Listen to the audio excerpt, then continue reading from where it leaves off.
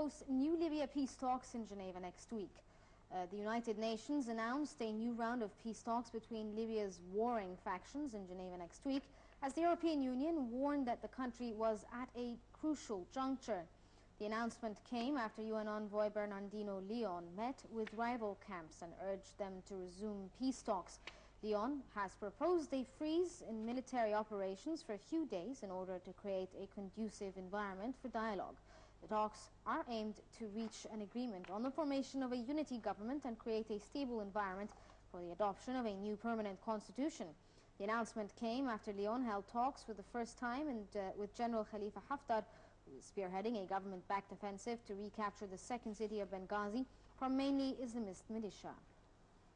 Yes, I think the situation in Libya is different some way because we have more military groups, and they are in any way have a facing between us and they.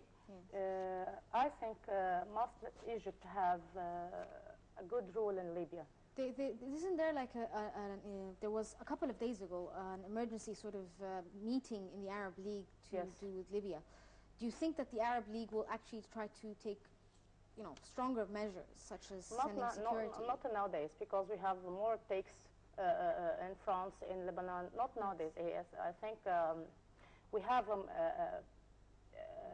a long period before that have instability in Libya, because Libya is some strange people, some strange conflict. We can't understand why they thought, how they thought, what they want. If they are from Qaeda, if they are from Daesh, we don't know. There's some group called Fajr Libya, and we don't understand what they want and what's the mentality they have. Stop, stay, and to have the results about this conflict. And I want to see Haftar in the new track, new way, just to stay. All of people just sit down and have a round table to discussing all of the ideas about these people and to understand what they want from Libya and Libyan people. Yes. Okay, let's move on to the Global Post that reads, Iran nuclear chief insists on enrichment ahead of talks. Iran's atomic agency chief insisted on Tehran's demand for increased uranium enrichment days before the resumption of thorny talks with world powers in Geneva. Ali Akbar Salehi, a former foreign minister and ex-nuclear negotiator for the Islamic Republic, said that within 8 years the country would need 12 times more enriched uranium than at present. Iran's level of uranium enrichment has been a key stumbling block in reaching a deal with the P5+1 powers, Britain, China, France, Russia, the United States plus Germany, on Tehran's contentious nuclear program. With a comprehensive nuclear deal at stake by a June 30th deadline, the negotiations have stalled on key issues. Following a preliminary agreement in November 2013, 2 deadlines for a final deal have been missed, with talks failing to pin down hard details on what an approved Iranian nuclear program would look like. Do you think that eventually Iran will be able to find some sort of deal with the United States? Indeed, they have. Indeed, they have. I think the attitude of Iran is very different about all the countries that have nuclear weapon. Look about the attitude of the president of Iran. Look about the people.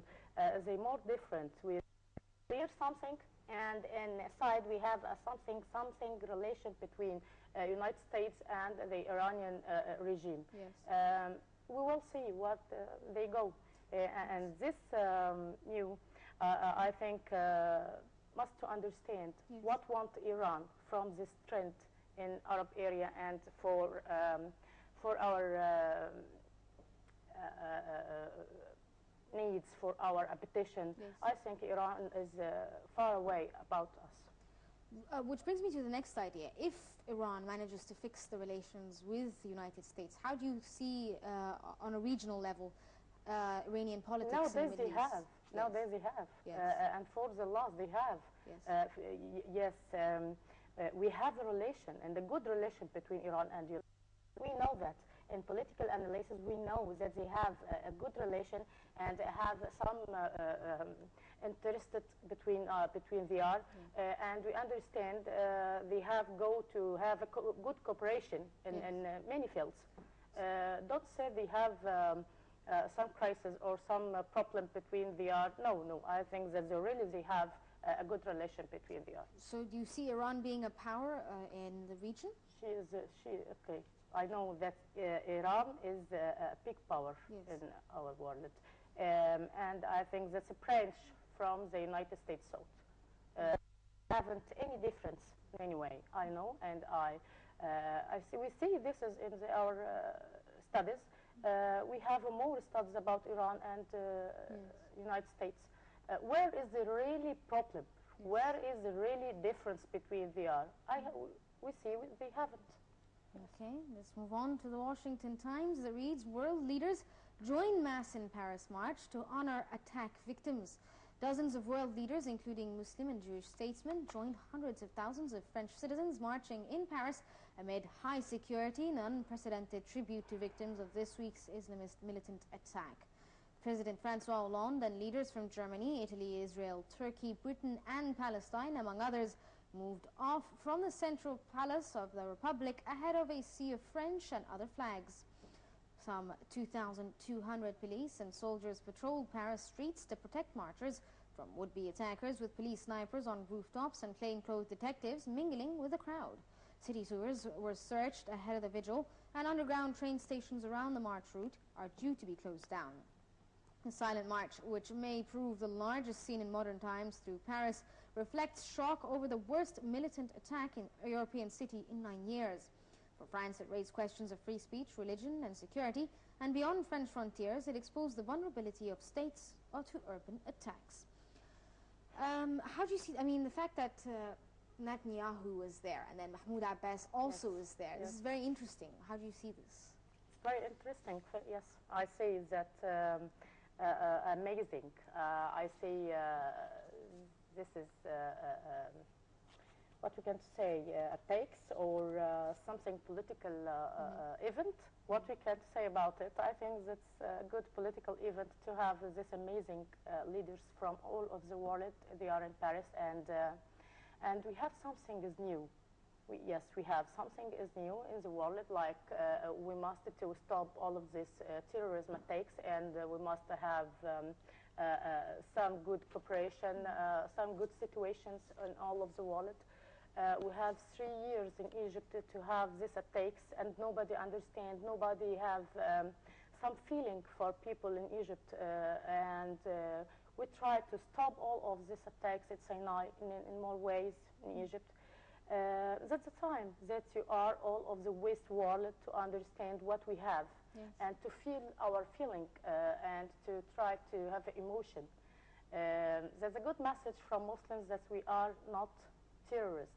We are not terrorists, yes, and we have some message of love and peace for all of the world, for all of the people, and to try to have a new view, a new imagine, a new thought to tell you about our message in Islam. But do you not think that after the attacks in Paris there will be sort of racism towards, or Islamophobia towards Muslim and Arabs? This have many years, Islamophobia, not in Paris, not in Europe, just for in America, in Africa. In any ways, we have this way or have this situation in more countries from the world, but we can't stop it. When we have the good and the new attitude from all of the world, have a new vision, have a new definition about the Islam. What does Islam means? What does Islam says? What's Islam to have a good behavior from the person, the present Muslim? I have a good attitude, I have love, I have peace, I have good relation with Allah, good relations with all of the people. Try to understand what is Islam, the real of Islam.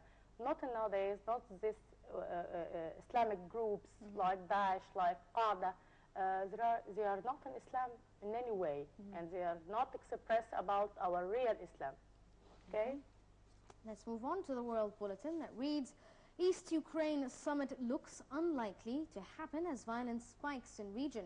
A planned meeting between the leaders of France, Germany, Russia and Ukraine aimed at finally putting an end to the war in East Ukraine appeared uncertain. A spokesman for German Chancellor Angela Merkel said that she was not ready to travel to Kazakhstan for a planned summit on Thursday this week and would not go unless she saw evidence of real commitment from Russia to implement an earlier ceasefire plan. The comments came after Merkel spoke with Russian President Vladimir Putin by telephone on Sunday. Hopes for the Kazakhstan summit were boosted when French President François Hollande spoke with Putin earlier this month and called for an end to European sanctions against Russia and renewed discussions over East Ukraine in an attempt to put last September's Minsk peace agreements into practice. However, with Hollande's mind now on domestic issues, Thursday's meeting seems unlikely to take place. How do you see, I mean, obviously the problem in Ukraine is not just local, it's a regional issue between the West and Russia. Yeah. I think we have a new issue from Paris, from Lebanon, from somewhere in the world, and stay a long time to have this summit. It's not a time for Ukrainian people and Ukrainian issue. Try to have a solution about more problems in the world. Just we have a conflict between there and this. Just to stay and take your time for this summit. Have a good orders. Have a good ideas. Try to explain more ideas to solve this problem, and this will be okay. Well, unfortunately, we ran out of time, so Dr. Heba Beshbeshy, political analyst, thank you so much for joining us this afternoon. Okay. This brings us to the end of this episode of World Today, but stay tuned for more updates on Nile TV.